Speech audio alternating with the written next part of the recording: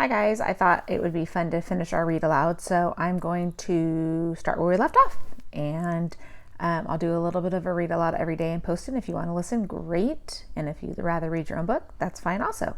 Okay, so we left off with, and I'm not going to point it at my face the whole time because I don't think you want to see me reading, but I'll just have the book, okay? So we left off with Jeffrey, and we left off with they were having the collaborative classroom party. So Jeffrey says, if anyone knows silence, it's me. The silence in our classroom wasn't the worst. There was always someone you could turn to and whisper. It contained tons of sadness and guilt, but it wasn't absolute. Even Peter's silence was over. He was lucky. My silence at home pressed on, with nobody for me to turn to and with nobody in sight to rescue me. That silence was absolute. The only company in my house was more sadness and guilt. But somewhere along the way this year, Tarot taught me to see things different, to think about things different, to think about more than just me. It was always my silence and my fault. But now I started to think about Mom's silence and Dad's silence, Mom's fault and Dad's fault. They were hurting too. Why did I have to wait for them to talk to me? I didn't. A few days after James' party, I crept into Mom's bedroom where she lay on the bed in her pajamas. I climbed in next to her and put my arm around her. Then I told her, it's not your fault. I love you. She didn't do anything, but I lay there and fell asleep holding my mom. When I woke up, I felt good. I hope my words had helped her. I thought of Tarot as I walked out of her bedroom. He had helped me reach out. I missed him. I wish I had a chance to tell him how I felt too. I wanted him back so bad. I found Dad sitting in a chair in the family room, better called the be alone room in our house. He was home, so I must have slept for a while. I wonder if he had seen me with Mom. Immediately, I knew it was going to be much harder for me to say those same words to him. We never talked to each other like that, not even before Michael died. Hi, Dad. I sat on the sofa near his chair. I saw you were in with your mother, he said. She needs you, Jeffrey. You might be the only one who can help her. Dad, it's not your fault, I blurted out. He didn't say anything. I knew my words surprised him. That hit hard. I got up and went over and hugged him. I love you, I said. I let go after a few seconds and headed out of the room. It's not your fault either, Dad said before I was gone.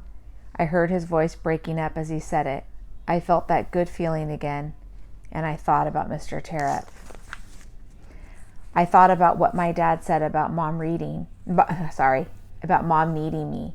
I didn't know what else to do, so every day after school, I started going home and resting next to her in bed. It felt like the right thing to do. I tried. Tarot taught me that too. Okay, so now we're in May. Jessica. Act 11, Scene 1. Welcome to the hospital waiting room, where every face is a concerned face. Who knows what's on the minds of all these worried people? They keep busy in different ways. Some read, a few watch television, one lady knits. Enter us, the kids from room 202. We sat quietly, kind of looking around, anxiously awaiting the outcome of Mr. Tarot's surgery. Was it even okay to talk? I wondered. A lot of other people from school sat waiting, hoping for Mr. Tarot. Mrs. Williams and her red-haired secretary, Mrs. Barton, waited. Mr. Loomis and Mr. Rudy sat and waited. Everyone at school liked Mr. Tarot. That was just another testament to him. Technically, today was a school day, but Mrs. Williams helped us make arrangements to be here. I can't make this school-sponsored field trip, she told us about a week ago. At that point, we knew when Mr. Tarot's surgery had been scheduled, and Mrs. Williams realized our entire class planned to be there. I can't have all of you climb onto a bus and be taken to the hospital, she said. Our parents can drive us there, Anna suggested, and we can help each other with rides. I like that idea, Miss Williams said. Then you can leave when you want, or not go at all if you'd rather not. I thought about Jeffrey. Miss Newberry, Miss Kelsey, and Mrs. Warner also came. The school was able to provide substitutes for their classes, but not everyone's.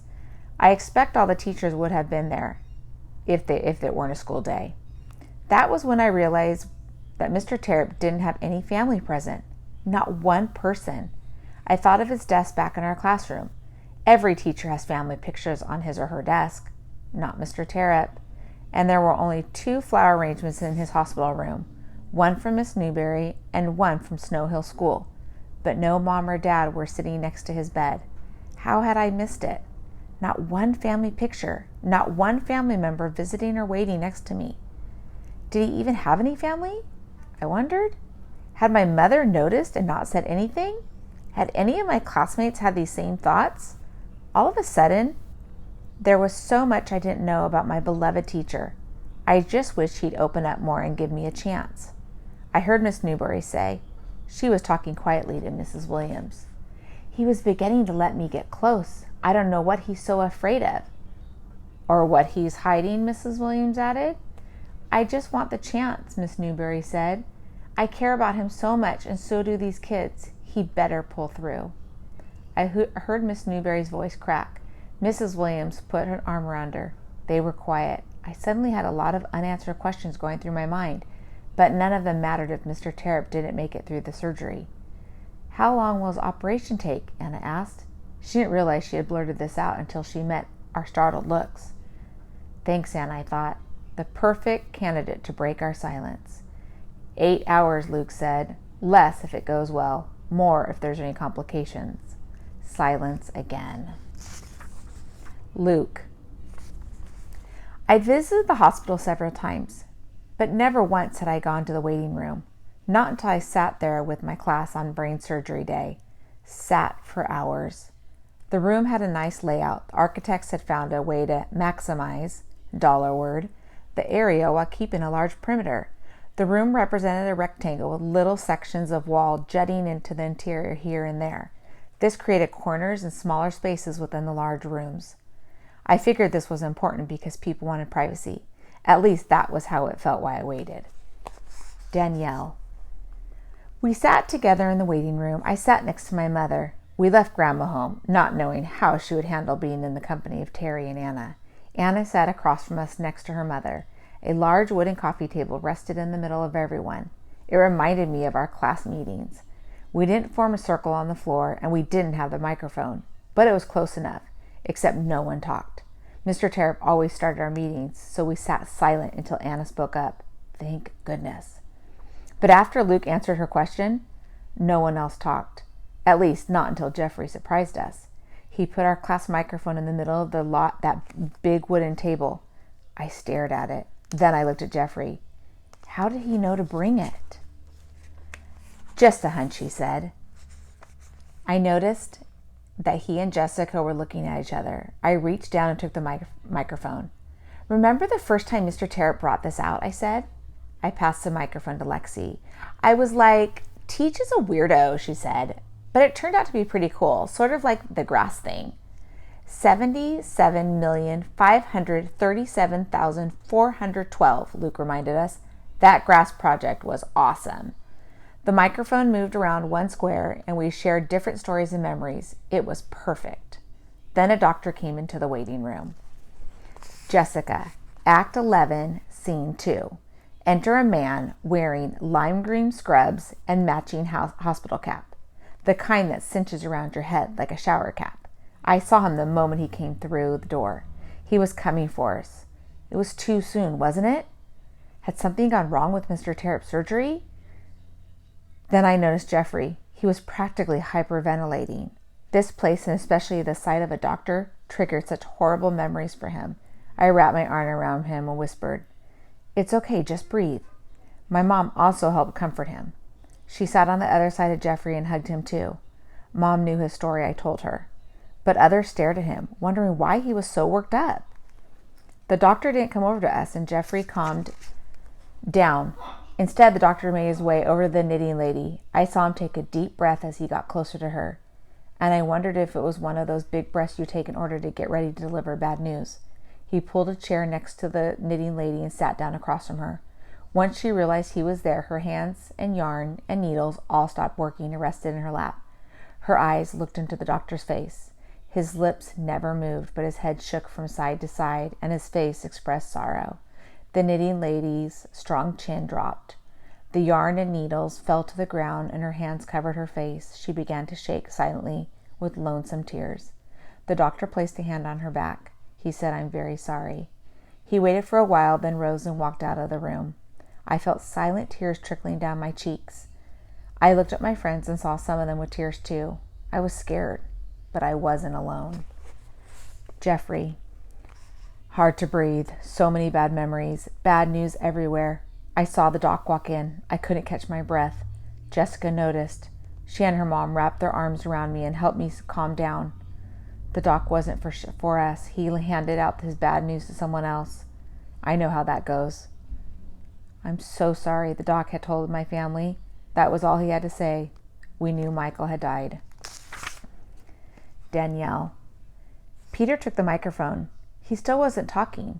He'd answer you if you answered him, or if you asked him something, and we weren't ignoring him anymore. But for the most part, he stayed pretty silent, and he never talked about Mr. Terp or anything to do with the accident.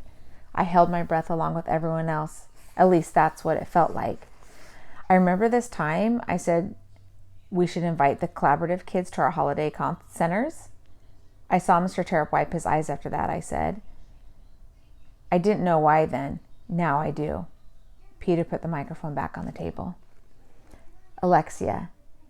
I took the mic again after hearing Peter, like I knew what he was talking about, understanding stuff about Teach that he didn't before. That was true for me too. Teach took me in the hall and said some stuff that I hated him for. I really hated him for, but all he did was tell me the truth. I didn't want to listen. I hated him and the truth. I stopped talking, but I didn't pass the mic yet. I was thinking. I hope Teach wakes up so he can see that I've listened. I added. He helped me. I'd like him to know that. I put the microphone back on the table. Peter picked it up again.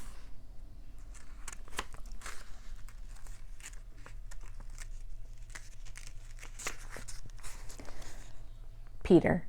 I decided to pick up the microphone again and say one more thing. Maybe talking about Mr. T and sharing memories would help him pull through the surgery. Surgery. Brain surgery. I couldn't believe he had to have brain surgery. And all because of me, because of the snowball I threw. My thoughts always came back to this. I remember the time I flung that frisbee. Mr. T said a few things to me, but that was it. I remember the puddle on the floor. He said a few things to me, but that was it. Nothing bad ever happens, I thought. I chucked that snowball. No matter what any of you say, it's all my fault. It will always be. I stopped talking so that I could fight back my tears, but I didn't put down the microphone. I wasn't done yet. I'm sorry, I said as I looked around the room at everyone. I'm sorry you're here because of me. I let the microphone roll back onto the table. No one had time to respond because another doctor walked in, and this time he was our man. All right, so I've got to leave you at a cliffhanger. So I will read again tomorrow, and I will post it on Google Classroom, and you can listen. And we're getting close to the end, so we'll find out. See you guys tomorrow. Bye.